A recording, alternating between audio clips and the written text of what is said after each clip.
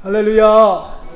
매주일 우리 찬양대를 통해서 귀한 은혜를 받습니다. 오늘도 하나님 앞에 큰 영광을 돌려 하나님 앞에 감사를 드립니다. 오늘 말씀의 제목을 낭망치 않는 기도, 이렇게 제목을 정했습니다. 오늘 본문 말씀을 통해서 우리가 보게 되면 예수님께서 비유를 들어 우리에게 뭔가 말씀을 전해주시고자 하는 목적이 있으셨습니다. 예수님께서 비유를 들어 우리에게 뭔가 말씀을 전해주시고자 하는 그 말씀의 목적이 1절에 기록되어 있는데요.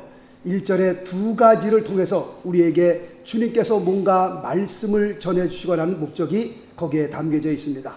오늘 1절 말씀에 보니까요, 이렇게 기록되어 있습니다. 항상 기도하고 라고 되어 있습니다. 주님께서 우리에게 말씀하시고자 하는 첫 번째 목적은 우리가 항상 기도해야 한다라는 것을 우리에게 말씀하고 계십니다.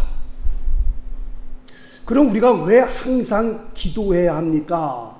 라고 하는 질문에, 기도라고 하는 것은 우리 신앙인에게 있어서 영적 호흡과 같기 때문에 그렇다라고 말씀을 드립니다. 우리가 이 세상 살면서 목사님, 저는 가끔 호흡합니다. 그런 분 계세요? 저는 살다가요, 귀찮으면 호흡 안 합니다. 저는. 그런 분 계세요?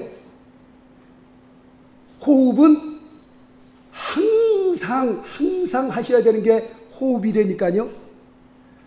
저는 귀찮으면 호흡 안 합니다. 그런 사람 없습니다. 호흡이라고 하는 것은요, 밤이나 낮이나 자나 깨나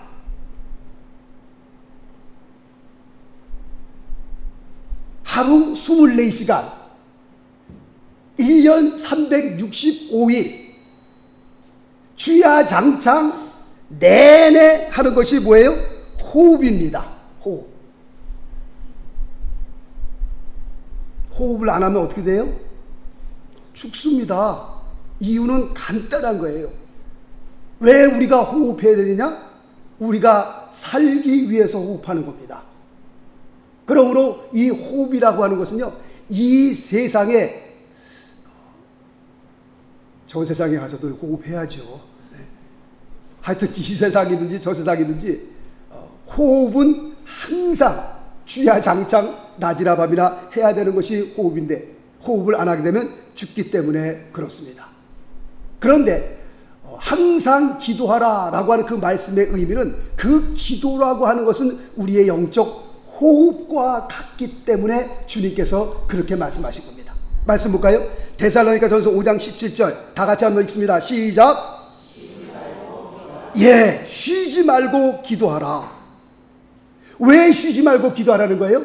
이것은 영적 호흡과 같기 때문에, 우리가 영적으로 호흡하지 않으면, 다시 말씀드리면, 우리가 기도하지 아니하면 우리가 시험에 빠지고요, 우리가 호흡하지 않으면 우리가 영적으로 병들고요, 우리가 기도하지 않으면 영적으로 죽을 수 있기 때문에 주님께서 항상 기도하라 라고 말씀하는 겁니다. 데살로니가전서 5장 17절 말씀에도 쉬지 말고 기도하라 라고 하는 그 말씀의 목적은 간단한 겁니다. 안 하면 죽기 때문에 그런 거예요. 안 하면 죽어요. 그래서 쉬지 말고 기도하라는 겁니다. 여러분들 주무실 때에 숨 안 쉬고 주무시는 분 계세요? 주무실 때도 숨을 쉬잖아요. 잠자리에 드시기 전에 여러분들 기도하셔야 됩니다. 하나님, 꿈속에서도 기도하게 하여 주옵소서. 잠자다가도 잠꼬대 할 때 헛소리 하지 마시고, 잠자다가도 주여 할 수 있어야 돼요. 잠꼬대 할 때도요, 잠꼬대 할 때도 하나님을 찾을 수 있어야 된다니까요. 말씀 보겠습니다. 사무엘상 12장 23절 말씀 보니까요, 나는 너희를 위하여 기도하기를 쉬는 죄를 여호와 앞에 별단코 범치 아니하고, 사무엘 선지자가 하신 말씀인데요, 여러분들 이 사시면서 이 말씀 한 번이라도 한번 마음에 담아 보신 적 있으세요? 기도하기를 쉬는 것이 죄구나 라고 생각해 보신 적 있으세요? 사무엘 선지자는요, 내가 기도하는 그 쉬는 죄를 하나님 앞에 결단코 범치 않는다라고 말씀하고 있어요. 아, 기도를 쉬는 것이 하나님 앞에 범죄하는 것이구나.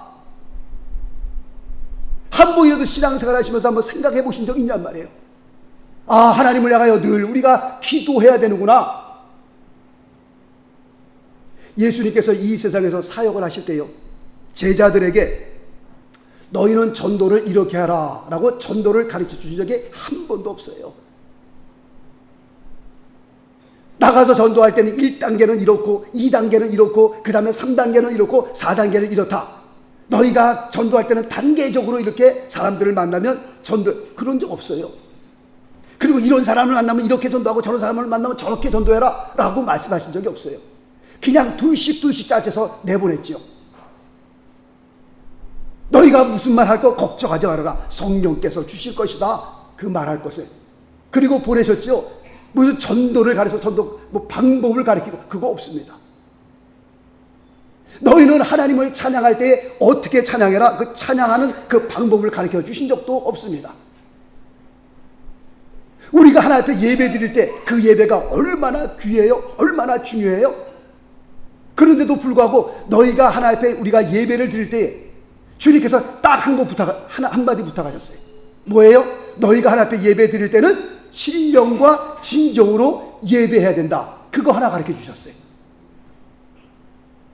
그렇게 예배가 중요함에도 불구하고 예수님께서는 그냥 신령과 진정으로 예배하라. 끝! 예배의 순서를 말하신 적도 없고 어떻게 그런데 기도가 얼마나 중요하냐? 얼마나 중요하면 주님께서 기도에 대해서는 아주 상세하게 제자들에게 가르쳐 주셨습니다. 그러므로 너희는 이렇게 기도하라 라고 말씀하시면서 그 다음에 쭉 말씀하기를 그 제자들에게 이렇게 기도해야 될 것을 가르쳐 주셨습니다. 얼마나 기도가 중요하면 주님께서 제자들에게 기도해야 할 것을 가르쳐 주셨겠냐라고 하는 겁니다. 우리의 신앙은요, 말씀과 기도입니다. 늘 말씀을 드리는 것처럼 말씀과 기도, 기도와 말씀. 말씀과 기도는요, 독수리의 두 양날개와 같습니다. 두 날개와 같아서 이 두 날개가 힘이 있어야 폭풍이 쳐도요, 바람이 불어도요, 그 창공을 치고 위로 올라가는 거죠. 두 날개가 없으면 한 날개가 있고 한 날개만 없어도요, 이게 안 되는 거예요, 이게. 물론 두 날개가 다 없으면 그건 죽은 거나 마찬가지고요. 독수리가 창공을 치고 올라가기 위해서는 두 날개를 쫙 펴고 그 날개를 퍼덕퍼덕해야 그 창공을 치고 올라가는 것처럼 우리의 신앙생활은 말씀과 기도와 말씀 두 날개가 있어야 그 날개를 치고 이 세상에서 승리할 수 있는 겁니다. 둘 중에 하나만 있어도 되는 거 아니에요. 어느 분들은 말씀은 아주 많이 보시는데 뭐가 없어요? 기도를 안 하시는 분들이 있어요. 어떤 분들은요, 기도를 무진장 하시는데 뭐가 없어요? 말씀을 안 보시는 분들이 있어요. 날개 하나만 갖고 안 된다니까요. 세상에 나가서 승리하고 세상에 나가서 빛과 소금의 직분을 감당하기 위해서는 뭐가 있어야 두 날개가 있어야 되는데 그게 뭐예요? 말씀과 기도와 말씀. 말씀과 기도가 있어야만 우리가 강한 크리스찬으로, 힘있는 크리스찬으로 우리가 세상에서 승리할 수 있는 겁니다. 늘 말씀을 드리는 것처럼 말씀 기도, 기도 말씀, 기도 말씀, 말씀 기도. 우리 크리스찬에게 이것밖에는 없는 거예요. 딴 것이 없어요. 주님께서 오늘 비유를 들어 말씀하시고자 하는 그 예수님의 목적 가운데 하나는 뭐냐면 기도하려는 겁니다. 어떻게 기도하라고 말씀하고 계세요? 항상 쉬지 말고, 할렐루야, 기도해야 되겠어요? 안 해야 되겠어요? 해야죠. 기도 안 하면 큰일 나는 겁니다. 기도 안 하면요, 시험 받기 쉽고요, 넘어지기 쉽고요, 우리의 신앙이 건강하게 자랄 수 없습니다. 주님께서 말씀하시고자 하는 두 번째 목적 1절에 보니까요, 낭망치 말라라고 말씀하고 계십니다. 예수님께서 비유를 들어 우리에게 말씀하시고자 하는 두 번째 목적입니다. 성경에 보면 낭망치 말라라고 하는 그 말씀이 몇 군데 적혀져 있습니다. 말씀 보겠습니다. 갈라디아서 6장 9절 말씀 보니까 우리가 선을 행하되 낭망하지 말지니 피곤하지 아니하면 때가 이름에 거두리라. 그 다음에 데살로니가전서 3장 13절 말씀 보니까 형제들아 너희는 선을 행하다가 어떻게 해요? 낭망치 말라라고 말씀하고 있습니다. 성경에 여기저기서 몇 군데 낭망치 말아야 될 것을 우리에게 말씀하고 있는데요. 오늘 본문 말씀에서는 누가복음 18장 1절 말씀 보니까는 기도하다가 너희가 낭망치 말아라 라고 주님께서 우리에게 말씀하고 있습니다. 기도하다가 실망하지 말고, 기도하다가 지치지 말고, 기도하다가 낭망치 말라라고 주님께서 말씀하고 계십니다. 구약에 보면 엘리야라고 하는 사람이 나옵니다. 엘리야라고 하는 사람이 얼마나 큰 역사를 일으켰어요? 어마어마한 역사를 일으켰는데요. 그 엄청난 하나님의 선을 행하다가 그가 좌절합니다. 만약에 엘리야가 누가복음 18장 1절 말씀을 알았더라면, 항상 하나님의 선을 행하다가, 하나님의 역사를 행하다가 낭망치 말아야 될 주님의 이 음성을 알았더라면, 이 말씀을 알았더라면 그가 낙심하지 않았을 텐데, 그가 오늘 우리에게 주시는 누가복음 18장 이 말씀을 그가 들었더라면, 그가 로된 나무 밑에 앉아서 주님 이제 넉넉하오니 내 생명을 취하소서라고 말하지 않았을 텐데, 그가 오늘 말씀을 알았더라면 선을 행하다가 낙심되어 죽기를 주님 앞에 간구하지 않았을 텐데 라는 그런 생각을 해봅니다. 오늘 주님께서 우리에게 주시는 말씀이 얼마나 중요한지 몰라요. 우리가 항상 기도해야 되는데 기도하다가 어떻게 해요? 낙심하지 말라라고 주님께서 우리에게 말씀합니다. 그래서 우리 크리스찬들이, 하나님을 믿는 우리 크리스찬들이 기도하다가 낙심해서는 안 된다라는 것을 말씀하기 위해서 오늘 비유를 들어 우리에게 말씀을 설명을 해 주십니다. 어떤 비유를 들고 계세요? 어느 도시에 한 재판관이 있었습니다. 이 재판관은 어떤 사람이었느냐? 그러니까 오늘 말씀 보니까요, 하나님을 두려워 아니하고 라고 되어 있습니다. 하나님을 무서워하지 않는 사람이었습니다. 다시 말씀드리면, 하나님 있으면 한번 나와보라 그래. 하나님 무서운 줄 모르고 살아가는 사람입니다. 그런데 하나님을 두려워할 줄 모르고 사람을 무시하는 그런 재판관이 있었다라고 말씀하고 있습니다. 어느 도시의 한 재판관을 주님께서 소개하시는데, 이 재판관을 보니까요, 인간으로서는 나쁜 것은 다 가지고 있는 사람이에요. 아주 인간으로 볼 때는 최악의 사람이에요. 왜냐하면 어떤 사람은요, 신앙은 없어도, 하나님은 안 믿어도요, 세상에서 그래도 정직하게 살아보려고 하는 그런 사람이 있습니다. 선하게 살아보려고 하는 그런 사람이 있습니다.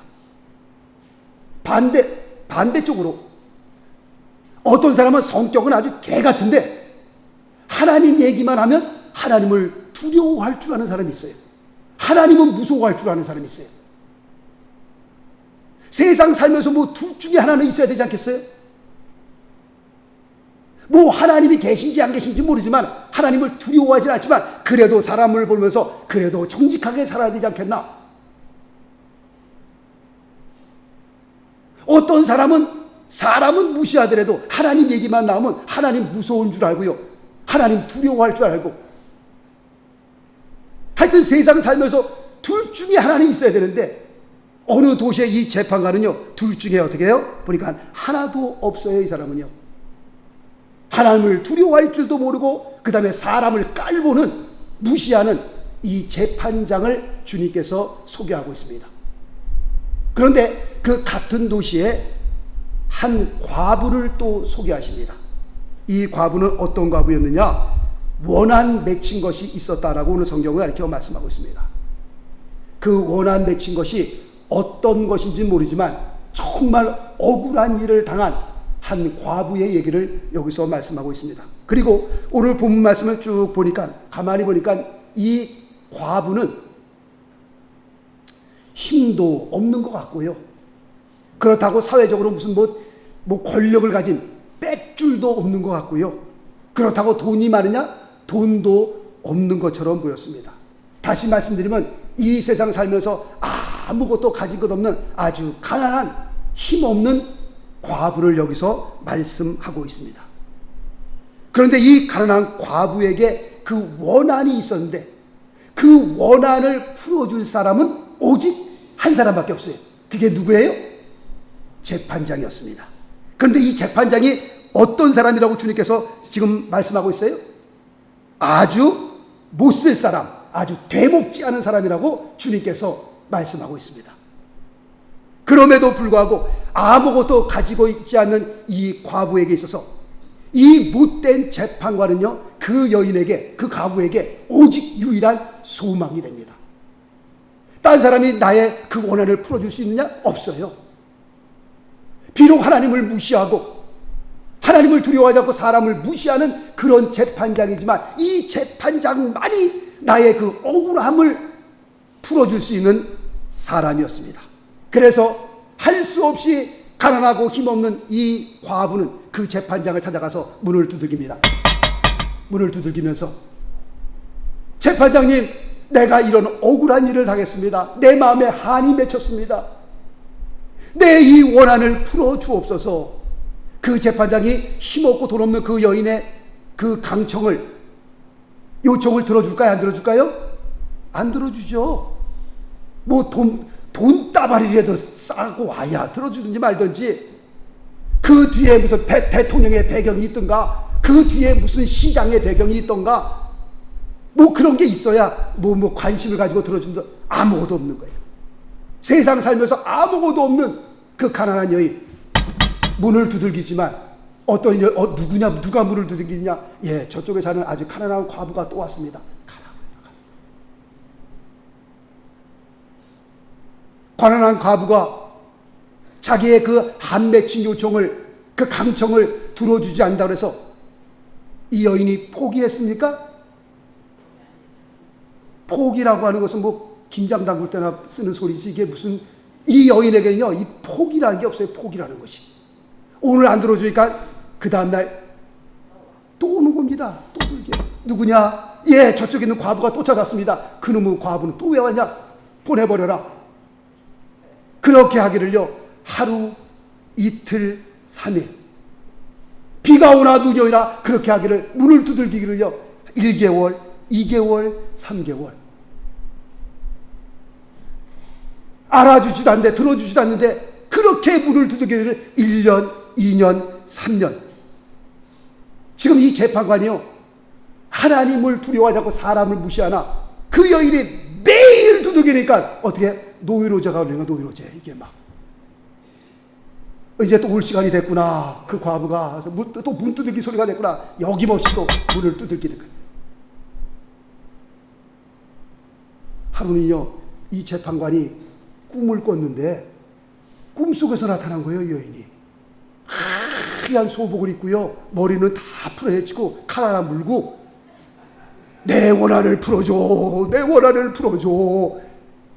이 재판관이야 깜짝 놀랐고 그냥 막 땀을 식을땀 흘리면서 시계 보니까 새벽 3시야. 그날 밤을 꼬딱새 때는 거 아니까. 그날 밤을 머리를 풀고요, 그냥 소복을 입고 그냥 시퍼런 칼을 입에 물고, 내 원한을 풀어줘, 내 원한을 풀어줘. 그날도 어김없이 같은 시간에 또 문을 두들긴 거예요. 또 문을 두들겨요. 그 재판관이요, 야, 저 여자 들어오라고 그래, 들어오라고 그래. 도대체 어떤 여자인지 한번 보자. 얼굴이나 한번 보자. 도대체 무슨 한 맺힌 게 있어서, 무슨 어떤 억울한 일을 당한 게 있어서 얘기나 한번 들어보자. 들어오라고 그래. 그래서 그 여인에 만나고 그 여인의 원한을 들어줬다는 거 아닙니까? 오늘 4절과 5절 오늘 본문 말씀 보십시다. 내가 하나님을 두려워 아니하고 사람을 무시하나 이 과부가 나를 번거롭게 하니 내가 그 원한을 어떻게 해요?